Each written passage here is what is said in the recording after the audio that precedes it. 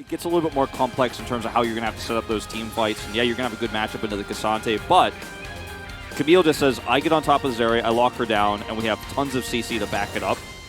It will be actually the Akali to come through for Gen G here. So Chovy having the ability to shut Duckdom down here from a different angle. And Croco, he was watching yesterday with the gang coming out from Candy. He's trying to make it work here on the Sejuani Ignite. Already coming in the flash a bit early.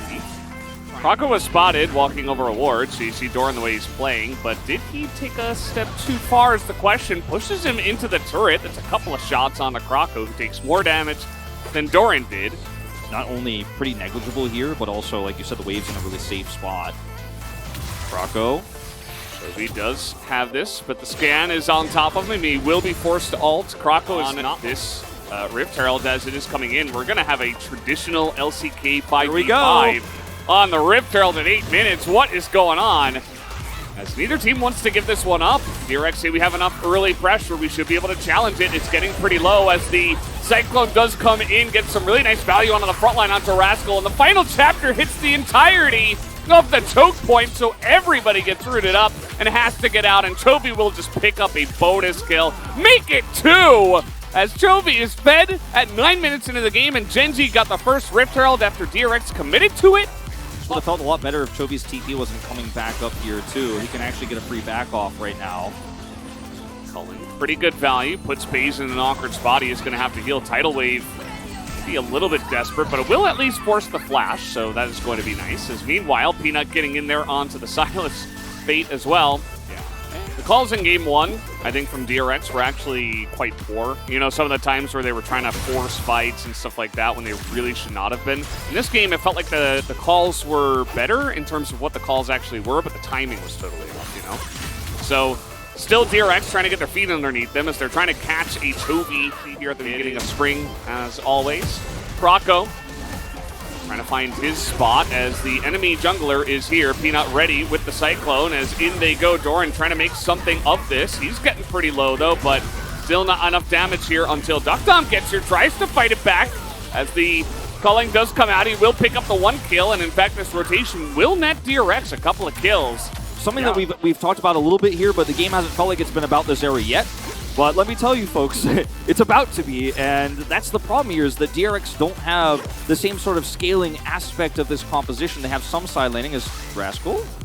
Oh, 50-50 goes. Still has Hextech Ultimatum. I think Jovi's kind of not in a great spot. He's going to ult over, but Rascal's got another hook shot, and there's the Ultimatum. Should be a... Oh, nice timing on that one, but the bubble is going to kill him.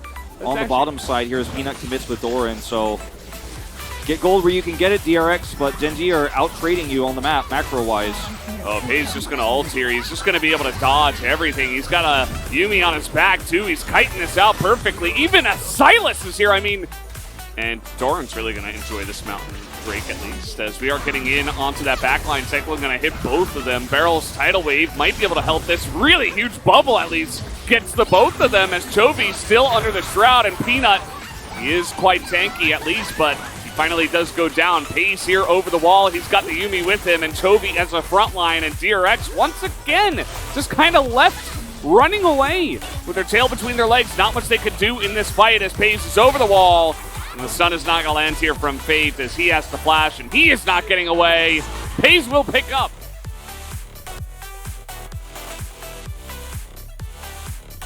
Extra damage from afar. Now he's really showcasing his skill, his positioning, his chase potential on this pick, and you can see why it was picked for him 3 times now.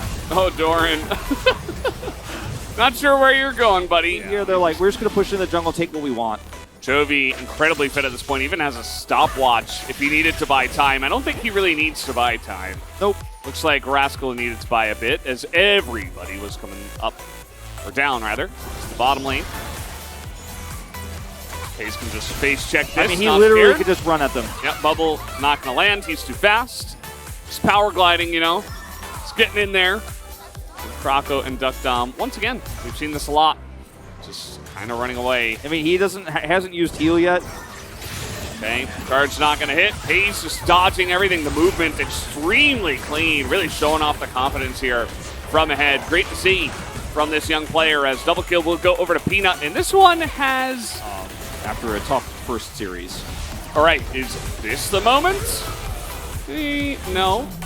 Looks like a no. Maybe they thought that Doran wasn't there, but... Now, he has hit the new 3-item Zeri spike. I mean, it feels so hopeless, this fight. Rascal's like, oh, I gotta get out of here. Doran's like, I'm sorry, I'm Sante. Like, you remember the first season I casted LCK where I read something down, you like grabbed the pen and like, we've come a long way, Valdez. Times have changed. And Duckdom, yeah, he's able to get into the back line here. They're just trying to fight front to back for what feels like the first time in this game, to be honest. Has been a lot of messy fighting here from DRX. They still have a lot of work to do in this split. As Chovy, he's just putting on the show for everybody here. He's not Showmaker, but he is Chovy, and he's putting on a show here for the fans. As Gen G are looking to take this one down from 10,000 gold ahead. Just 2 members left alive, and Fate not even able to kill much except for the Cassante. Give him another one! Well, 706. 7-0. Rascal's still alive. Perhaps not for long. Perhaps not for long. I think it's... Well, he's fine. He's okay, but the Nexus is not, sadly. I believe Paze's KDA was 705 in the last series, or last game, rather. Wow, they're actually going to back away. Peanut dies to the turret. Thank you very much. Yeah, excellently done. Doran is caught, and it takes about 7,000 million bajillion years to take down this Cassante. But they do get there. There's a lot of years that happen really quickly. It's really funny. We're in a new millennia now. Insane. I don't even know where we are. Paze, though, is going to be able to get the follow-up, and this is the problem. You spend everything on the tank when you are far behind. A little bit of desperation, but what can you do? Chovy is like really making a case for him to get POG though. Not gonna happen. Yeah. He's really making a case, okay? Saturday Showdown, let's just say. Oh boy. Peanut is just getting in there, and now he's got the cat, so he is invulnerable, actually. That's the way it works.